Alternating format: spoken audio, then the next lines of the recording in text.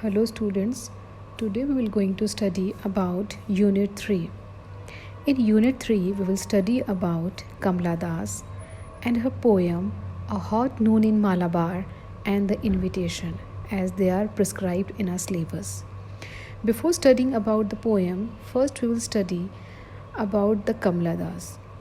Kamala Das, Malayalam pen name Madhavikuti, Muslim name Kamla Suraya, born March 31st, 1934, Thrissur, Malabar Coast, now in Kerala, British India, died May 31, 2009, Pune. Indian author who wrote openly and frankly about female sexual desire and the experience of being an Indian woman. Das was a part of generations of Indian writers whose work centered on the personal rather than colonial experiences, and her short stories, poetry, memoirs, and essay brought her respect and notoriety in equal measures. Das wrote in English and under the pen name Madhavikuti in the Malayalam language of southern India. Das was born into a high status family. Her mother, Nalapat Balami Amma, was known as poet, and her father, V.M. Nair, was an automobile company executive and a journalist. She grew up in what is now Kerala and is Calcutta, where her father worked. She began writing poetry when she was a child.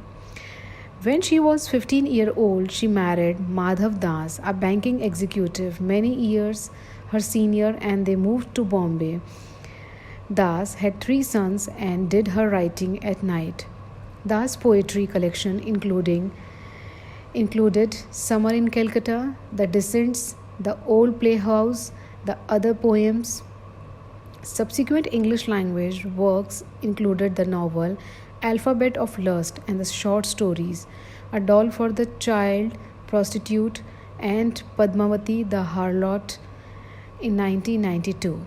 Notable among her Malayalam works were the short stories collection Thanupu and the Mayar in 1987, Memories of Child, perhaps her best known work as an autobiography which first appeared as a series of columns in the weekly Malayalandu, then in Malayalam and Anti Katha, and finally in English as My Story. A shockingly intimate work, it came to regarded as a classic.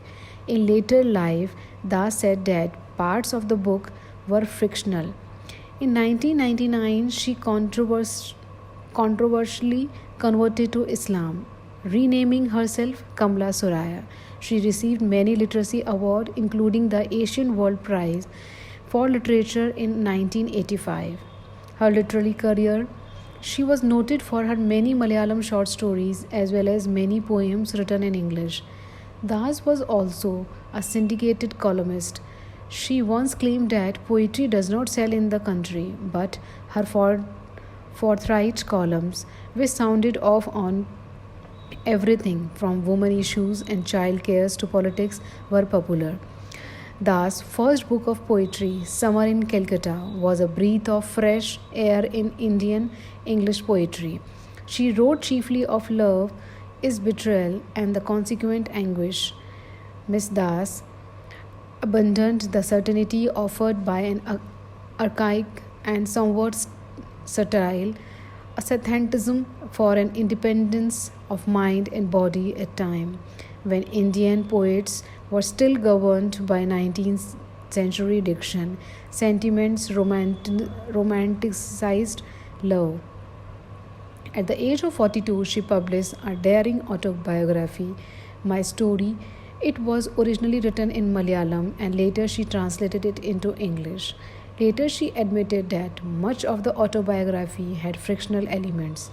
Kamala Das wrote on diverse range of topics, often desperate, from the story of a poor old servant about the sexual disposition of upper middle class women living near a metropolitan city or in a middle of the ghetto. Some of her better known stories like Pakhudu, Manan, Naipaslam, Thap- Thanupu and Chandanan Margal.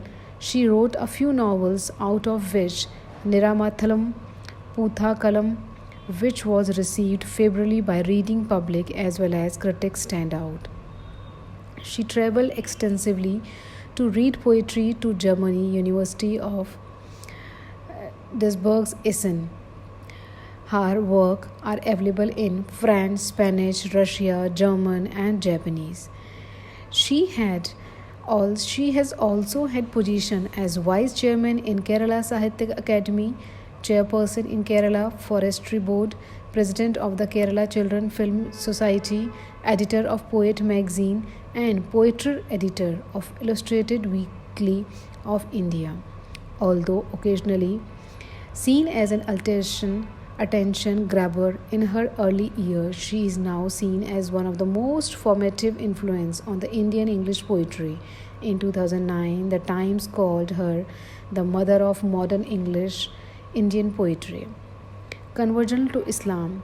She was born a conservative Hindu Nayar family, having royal ancestry after being asked by her lover Sadiq Ali, an Islamic scholar and a Muslim League MP. She embraced Islam in 1999 at the age of 65 and assumed the name Kamla Suraya.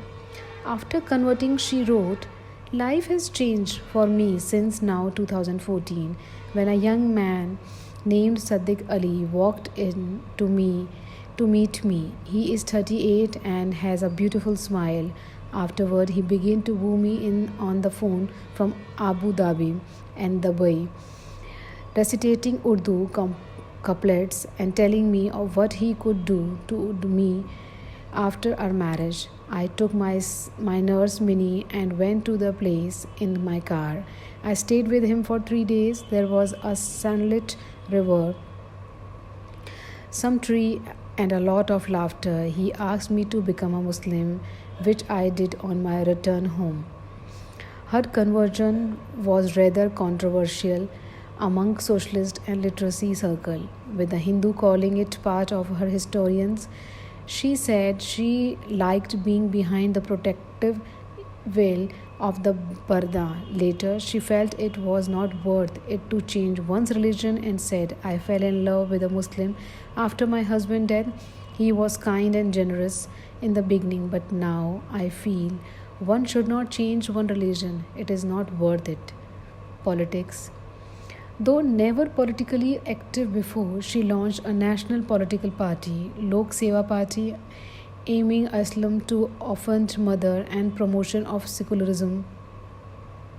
In 1984, she unsuccessfully contested in the Indian Parliament election. Personal life. Kamla Das has 3 sons, M.D. Nalapat,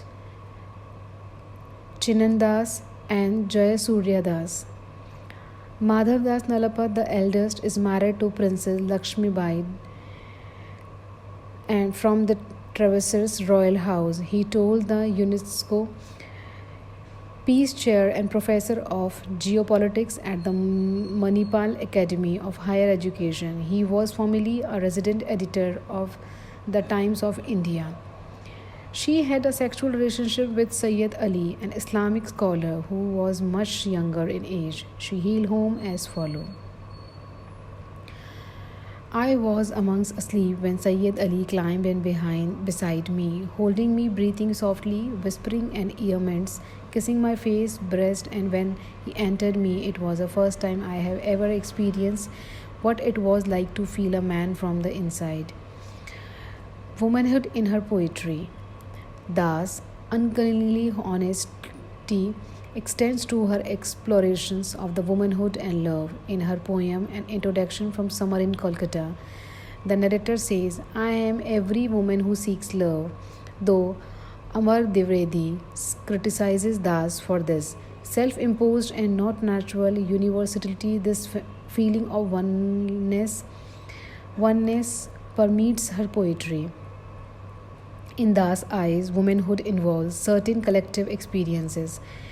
Indian women, however, do not discuss these experiences in reference to social mores. Das consistently refuses to accept their silence. Feeling of lonely and loss are not confined to a private mystery. They are invited into the public sphere and acknowledged. Das seems to insist they are normal and have been felt by women across time. In the maggots from the collection, the descendants thus corroborate just how old the suffering of the women are. She frames the pain of lost love with the ancient Hindu myths on their last night together. Krishna asks Radha if she is disturbed by her kisses. Radha says, "No, not at all." But thought, what is it to the crops in the maggot nips? Radha pain is searing and her silence is given voice by the Das. Furthermore, by making a powerful good goddess prey to such thoughts, it serves as a validation for ordinary women to have similar feeling. Eroticism in her poetry, coupled with her exploration of woman's needs, is an attention to the eroticism. The loneliness to lose oneself in passionate love is discussed in The Looking Glass from the Dissidents. The narrator of the poem argues women to give their man what makes your woman. The things which society suggests are dirty or taboo are the very things which the women are supposed to give. The marks of the sweat between breasts, the swam shock of the menstrual period should not be hidden from one's beloved. In the narrator eye, love should be defined by this type of unconditional honesty. A woman should stand nude before the glass with him and allow her lover to see her exactly as she is. Likewise, the woman should appreciate even the born details of her lover, such as jerky way he urinates, even if the woman may have to live without him someday. The narrator does not seem to favor bridling one's passion to protect one's self. A restrained love seems to be no love at all. Only a total immersion in love can do justice to experiences. Much like the creator of the ancient theatric art, Das makes no attempts to hide the sensuality of the human form. Her work seems to celebrate this joyful potential while acknowledge its concurrent dangers. Feminism. Das once said, "I always wanted love, and if you don't get it within your home, you stay a little." Though some might label Das as feminist for her candor in dealing with the woman's needs and desire, Das has never tried to identify herself with any particular version of feminist activism. Das' views can be characterized as Gert's response, a reaction that, like her poetry, is unfiltered by the other notions of right and wrong. Nonetheless, poet claims that Das has mapped out the terrifying for the post-colonial woman in social and linguistic terms. Das has ventured into areas unclaimed by society and provided a point of reference for her colleagues. She has transcends the role of poet and simply embraced the role of very honest woman. Award and recognition. Kamala Das received many awards for her literacy contribution, include nominated and shortlisted for Nobel Prize in 1984, Asian Poetry Prize 1998, Kant Award for English Writing from Asian Countries 1999, Asian World Prize 2000, Eduthasalam Award 2009, Sahitya Academic Award 2003, Wilner Award 2001, Kerala Sahitya Academy Award 2005, Muttathu Varke Award. She was a long-time friend of Canadian writer Merrily, who published a memoir of their friendship, The Love Queen of Malabar, in 2010. Death on 31st 2009, aged 75. She died at a hospital in Pune. Her body was flown to her home state of Kerala. She was buried at the Palayam Jumma Masjid at Trivandhapuram with full state honor.